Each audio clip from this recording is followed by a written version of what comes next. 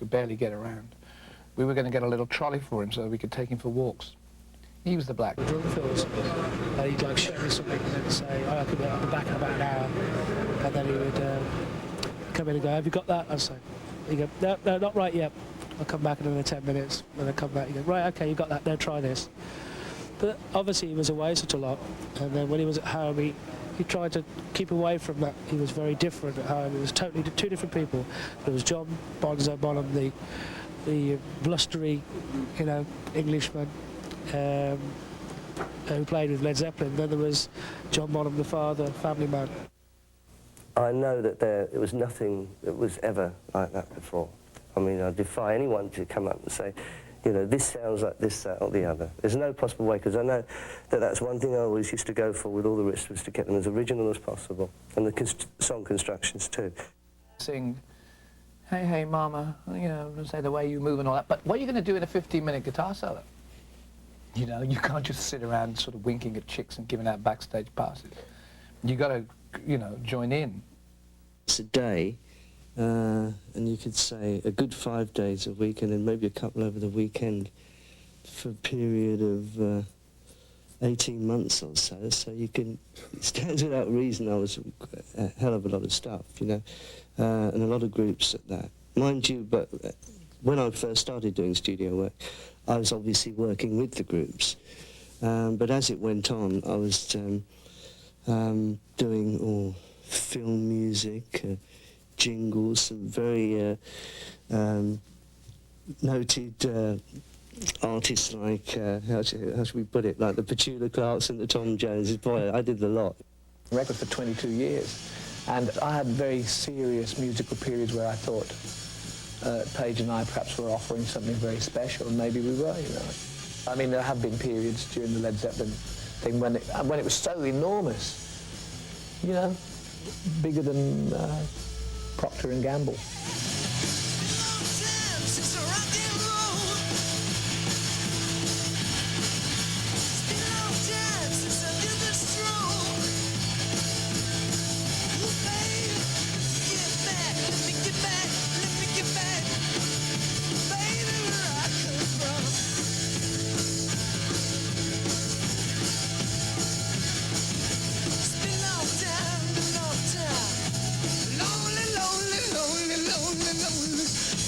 I hear a lot of people got married to some of the songs. Children were, I mean, the first seeds of child were sown during Whole Lot of Love on the stereo, and maybe then the Walkman came along and sex became a very singular thing, you know. I don't know. I'm still too close to the whole thing.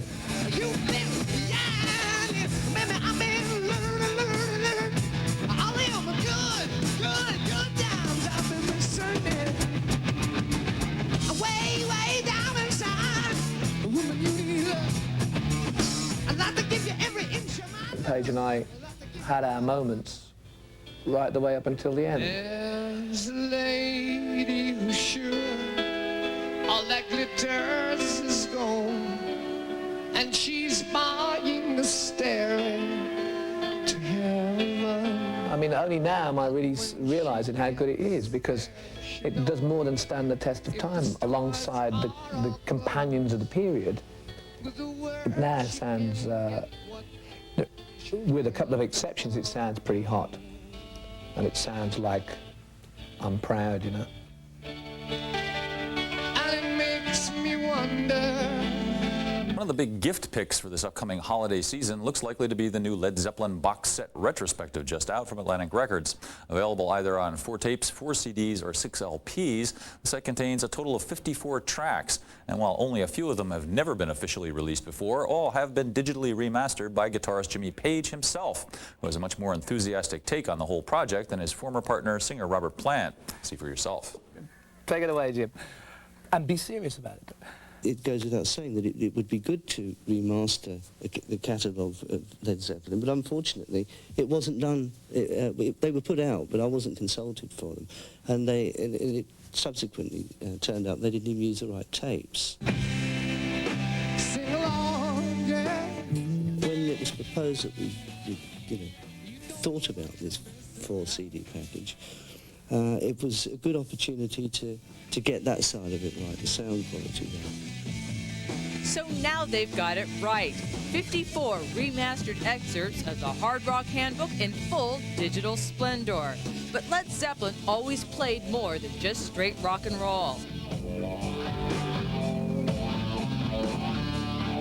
We touched on sort of ethnic music and then music of other roots and Indian, Celtic. I mean, it's all there. It's all there in the melting pot. There's a whole selection of potpourri of every kind of music that we could lay our fingers on, or that we were inspired by, or we could even just touch. Hey, mama said the way you move, gonna make you sweat, gonna make you groove. All of those influences and the material they inspired can be heard on the box set, which among all other things is testimony that Led Zeppelin never pandered to their audience. There was no intention to play safe or to give the people what they wanted. But then again, I mean, this is obviously going to be edited out and we probably don't need it. But then again, the format of entertainment in America was far less conservative and far more liberal. You could listen to radio and you could hear Ravi Shankar, Muddy Waters, Led Zeppelin and the Monkees on one program.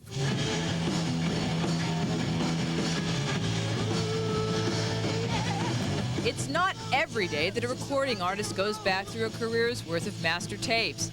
After listening to the records for over 10 years, was there anything that Jimmy Page wanted to change? Oh, naturally there are those sort of things that cross your mind, but you know, usually they might just be guitar goofs. Yes, it has. Plant's Manic Nirvana tour, a much more current project, is now embarked on a special leg, which Plant has dubbed the Tour That Time Forgot. He'll be playing out-of-the-way cities an artist of his stature would normally never play. This coming Tuesday, Plant's Tour That Time Forgot plays the University of Wyoming in Laramie. We touched so many different areas of just the normal sort of the blues and rock and the acoustic, but then we also went into other areas as well. You know, we touched on sort of ethnic music and then music of other cultures like the Arab, you know, roots and Indian, Celtic. I mean, it's all there. Yeah. It's all there in the melting pot. It's the variety that keeps Zepp alive. When I talk to people on the street who are raving about Led Zeppelin, they don't just talk about what you hear every day. Who wants to hear Stairway to Heaven every day when you've got Kashmir or In the Light or... I mean, I played In the Light the other day and I've forgotten how really great it is. And John Paul Jones's meandering introduction, of course, would be cut off and it would be on the production room floor in 1990. But it was beautiful. I don't sing, the guitar does the singing for me. I guess that's the easiest way to put that. Well, yeah. It is, it's a bit, you know, I haven't got... Less than a million imitators now and 10,000 contemporaries at the time. Because even though we did lift the blues and stole from left, right and centre, borrowed, there's nothing new under the sun. But we didn't go out to compromise ourselves with just trying to make hit records and pop records. Arms tour that we did over here, the famous one that had Jeff, Eric and myself on it. And that was only, what, 4 cities at the most over here. And at the end of that tour, the two of us, as were many of the other people that were on it, in fact everybody wanted to continue on the Arms tour for as long as they could have done, because it was such a good spirit. But the two of us decided to get together and form a group and prove that we're still around and alive and kicking, you see.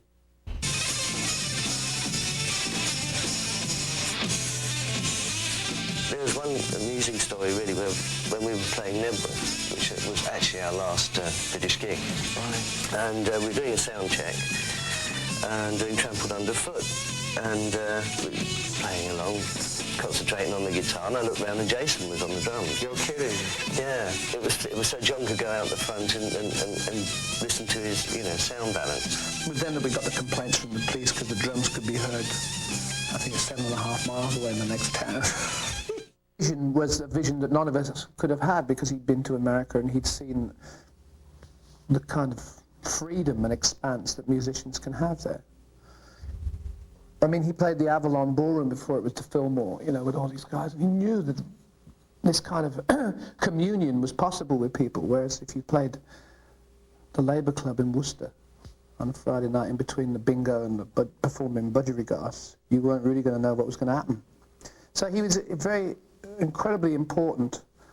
His vision and guidance was really important at the beginning. After that, 2 or 3 years down the line, we were all big boys. Approachable, unapproachable.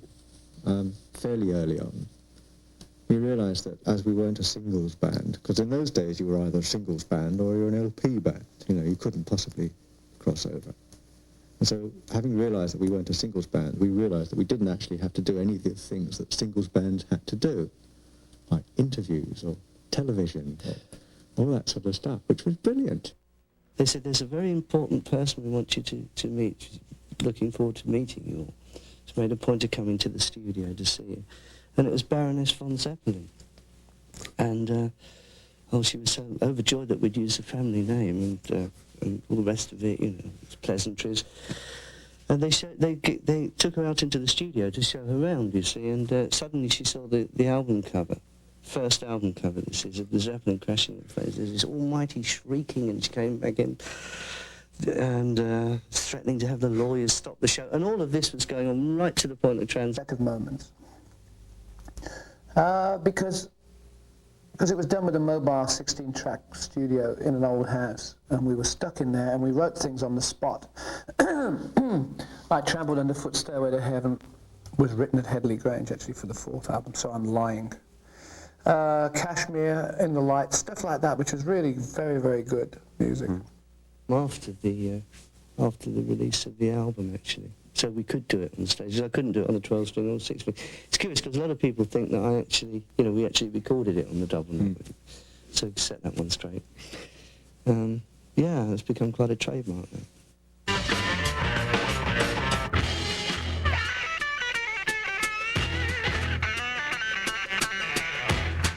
I'd like to introduce Led Zeppelin to you.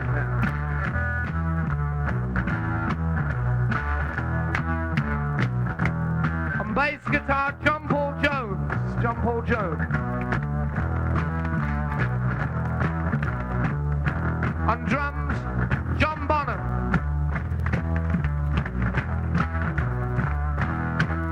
Lead guitar, Jimmy Page.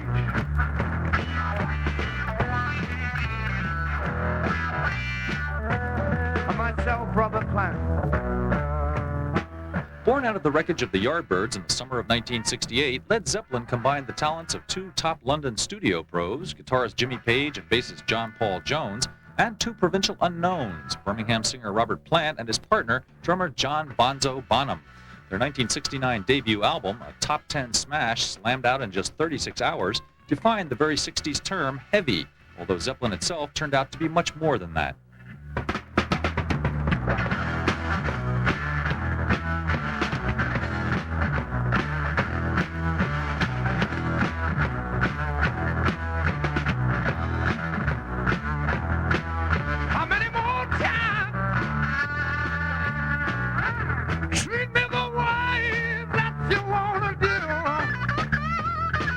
Since I was 19 and I met Jimmy and Led Zeppelin came out of the Yardbirds, the last thing that we relied on was formula. We were everything, really. We touched so many different areas of just the normal sort of the blues and rock and the acoustic, but then we also went into other areas as well. Because we all had totally diverse musical tastes. And to actually find something that either we knew or that we could get through reasonable enough to, you know, to have some sort of performance adrenaline. And we chose a Yardbirds song, which I didn't know, but Jim said it was easy, and it was. And we played that, and yes, there was, you know, the sort of, oh, you know, something's definitely happening here.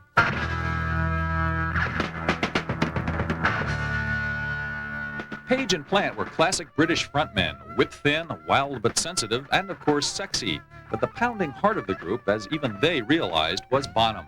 The amazing thing about John Bonham, that obviously I wasn't aware of at that time, nobody was aware of it, was the fact of how inventive he was, and just how forward-thinking he was with the drums, apart from the fact that he made drums sound like drums as well. You know, and he played them. He's the loudest drummer that I've ever played with, and the most incredible thing was that he just used his wrists. You know, it wasn't all this arm smashing, it was just his wrists. And that really is quite something. That's the reason why we started to get big amplifiers, so we could hear ourselves.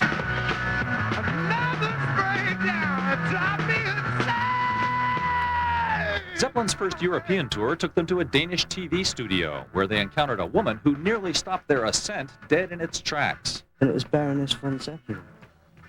And well, she was so overjoyed that we'd used the family name and all the rest of it, you know, pleasantries. And they took her out into the studio to show her around, you see, and suddenly she saw the album cover, first album cover, which is of the Zeppelin crashing in place. There's this almighty shrieking, and she came back in and threatening to have the lawyers stop the show. And all of this was going on right to the point of transmission.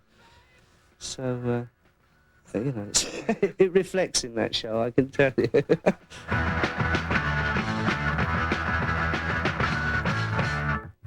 Start picking up the violin bow and playing guitar with the violin bow. They'd never seen anything like that before, let alone heard what was being done.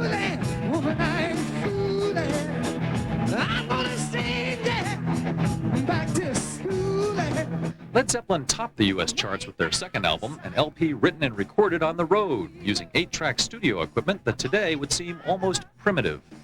A lot of the time I was singing on the same track that held the lead guitar solo. So I had to make sure that my had just gone before the first lick of the guitar, or vice versa. So it was very interesting. It was like, it was quite adventurous. In those days you had to get like tape machines and juggle with them, and that sort of thing. But yeah, it was fun and all part of the thing, you know, the labour of love. I'd like to give you every inch of my love. I'd like to give everybody my love. I want a whole lot of love. Want a whole lot of love. Want a whole lot of love. Want a whole lot of love. Once we'd finished in the studio, and we'd done the best that we could there, and we employed the numbers into the stage act. That wasn't the end of the story, so it was just the beginning. We'd make those numbers work for us. You know, we're content to just play them note for note perfect, as many people are these days, for instance, and even were then. Way, way down inside, a woman who needs love. I'd like to give you every inch of my love. Oh, want a whole lot of love. Want a whole lot of love. Want a whole lot of love. Want a whole lot of love. Want a whole lot of love.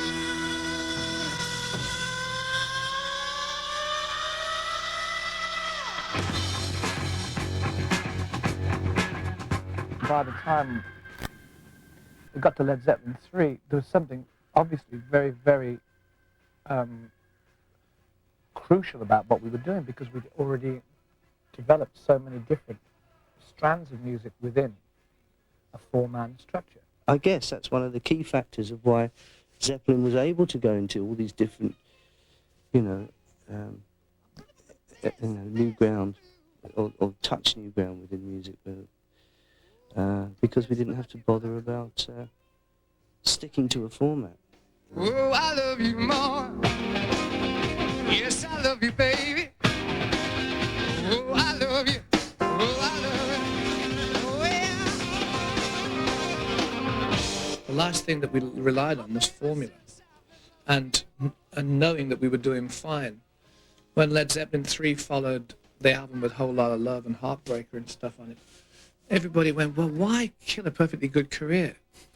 And you make moves, you had musical turns and twists to satisfy yourself.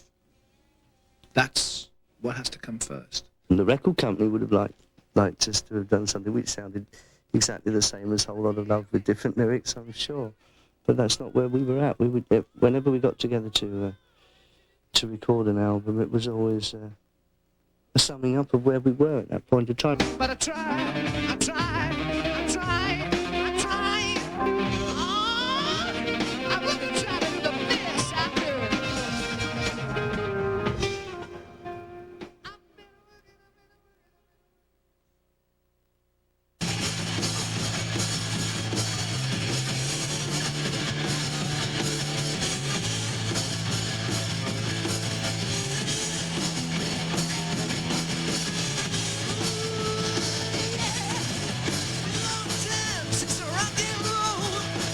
Zeppelin's fourth album surprised even the band by spawning one of the biggest radio hits of all time, Stairway to Heaven.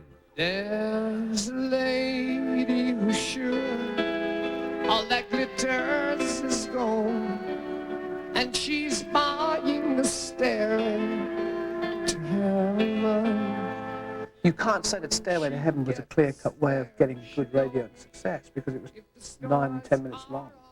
And it didn't have a chorus, it didn't have anything. We used to play at concerts and people just used to slow hand clap the thing because they didn't know what it was. I've worked on it for quite a while, on and off. I was putting all these different sections together and putting them in what I considered was the right order before I even presented it to the band. People used to say about Stairway to Heaven, what was it like when you first wrote it, you know? As if they were sort of, three wise men knocking on the door. Excuse me, are you writing Stairway to Heaven here?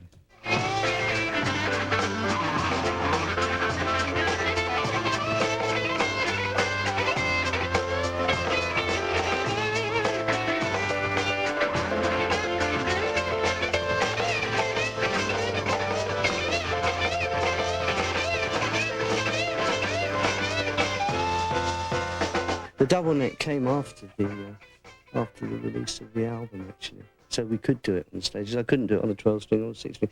It's curious because a lot of people think that I actually, we actually recorded it on the double neck. So set that one straight.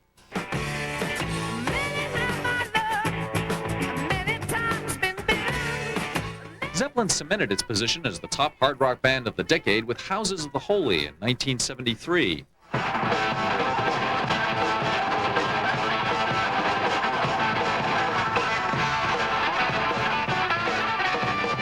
And 2 years later with Physical Graffiti, an album that showcased Page's hypnotic riff mastery on the classic track Kashmir.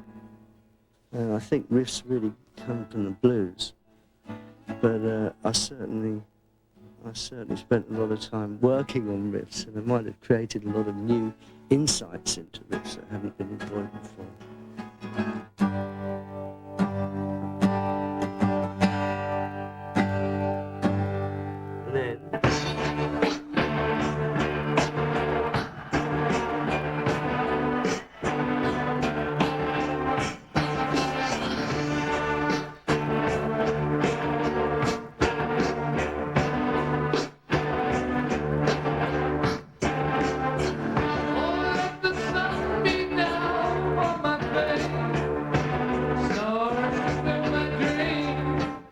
Led Zeppelin had so much variety that it would be great if if classic rock is the bane of progressive music or whatever it is, it would be nice if they went to things like Physical Graffiti and played it in The Rover or Custard Pie or something like that. Because it's the variety that keeps Zepp alive.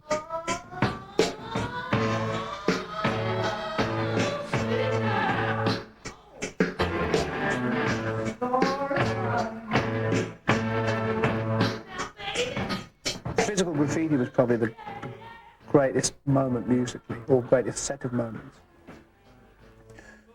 Because it was done with a mobile 16-track studio in an old house, and we were stuck in there, and we wrote things on the spot.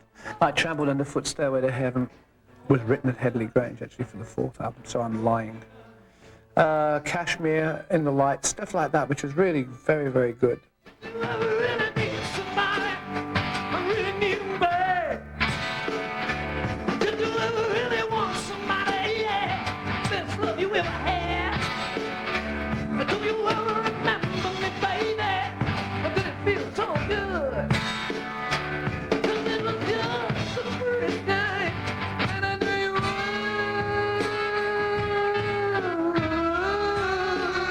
Zeppelin's distinctive blend of hard rock power and compositional complexity was memorably demonstrated on the group's 1976 album Presence, with a track called Achilles' Last Stand. That one was my brainchild, really, as far as all these sort of guitar parts and, and all the the ascending guitar figures. And I remember John Paul Jones wasn't really sure whether when I said, I've got a scale that goes over these, but you can't, there isn't a scale. And I said, believe me, I've got one.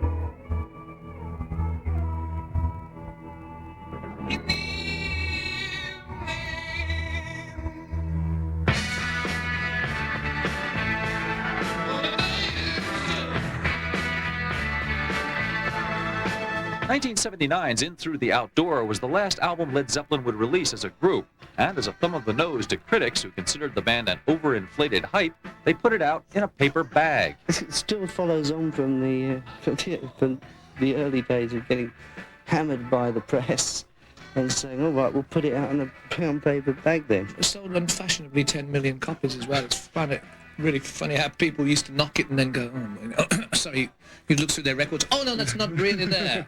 That's just a brown paper bag.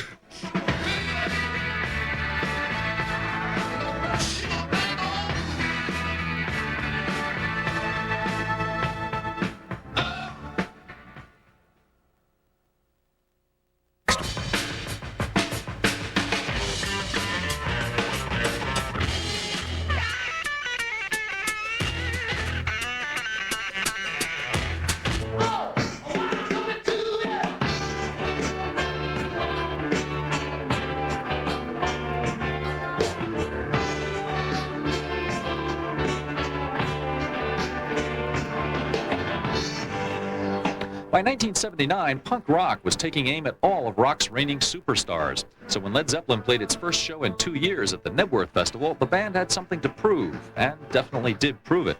Well, it was fantastic, actually. And they were starting to sing You'll Never Walk Alone and all this. Oh, it's fabulous. Really emotional. Day to remember, days to remember.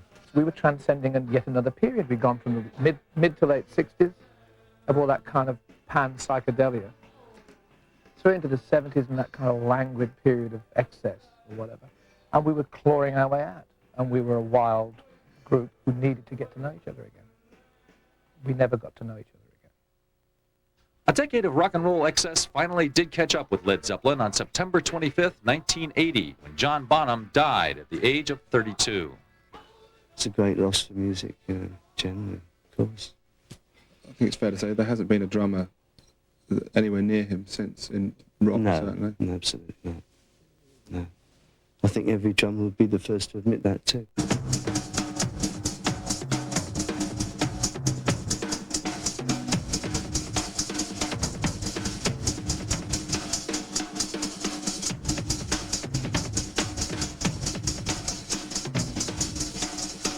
He was confident. He wasn't loud. I mean, he got louder as the bigger bass drums that he used to order from Ludwig in Chicago. Once he got free drums from Ludwig, there was no holding him back. He just used to get bigger and bigger bass drums, and sometimes two.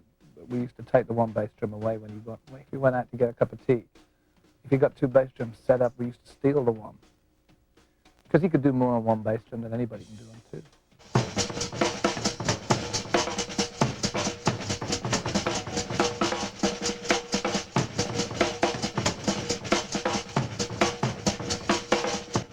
Bonzo's favourite music was actually the slower Motown stuff. It was either James Brown or the real sweet soul music, which he loved. This is why all those bands that sort of say, or supposedly sound like us, never get it right.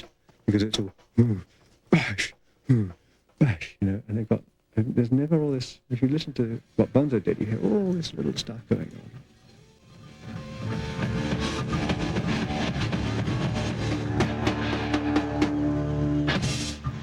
3 months after Bonham's death, Led Zeppelin, unwilling to continue without him, disbanded. In 1982, a collection of miscellaneous tracks called Coda was released, apparently as the group's swan song.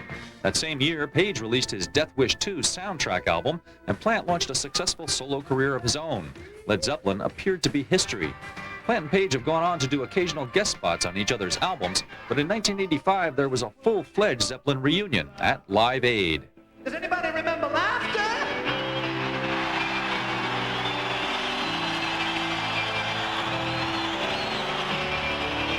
And it makes me wonder. 3 years passed before Zeppelin's surviving members were persuaded to reunite once again, this time at the 40th anniversary party for their label, Atlantic Records, with Jason Bonham, son of John, sitting in on drums. If we all call the truth, then the Bible will lead us to reason. In the summer of 1990, Jimmy Page returned to Knebworth to join Robert Plant and his new band for a tear through a Zeppelin tune the group had never played on stage, the coda track Wearing and Tearing. We only had a night's rehearsal of that beforehand, and it's a very unusual sort of sequence to it, actually, to try and remember, especially as, of course, Led Zeppelin never actually played this number live on stage. We just recorded it, and that was that. So, yeah, it was pretty dangerous to do that.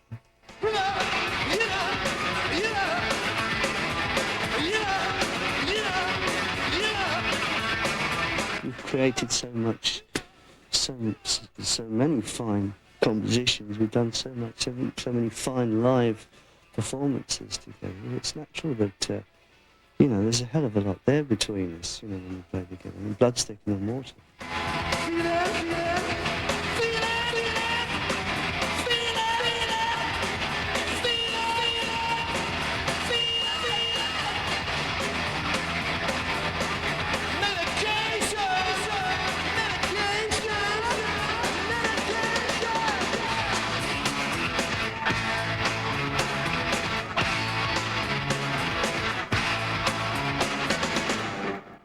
Led Zeppelin may never regroup, but it doesn't really have to. The band's memory and its unforgettable music live on vividly to this very day. For a start, it was full outstanding musicians, and that yet we had this added dimension that we had the chemistry there. We worked and we had no idea of what it was. We just did it, and it was spectacular. And spectacularly loud, confident, and wrong a lot of the time, but it was excellent. When people say Led Zeppelin to you, what does the word mean to you? One of the greatest rock and roll bands in the world, one of the greatest bands in the world. That's what it means to me. I think a lot of other people too.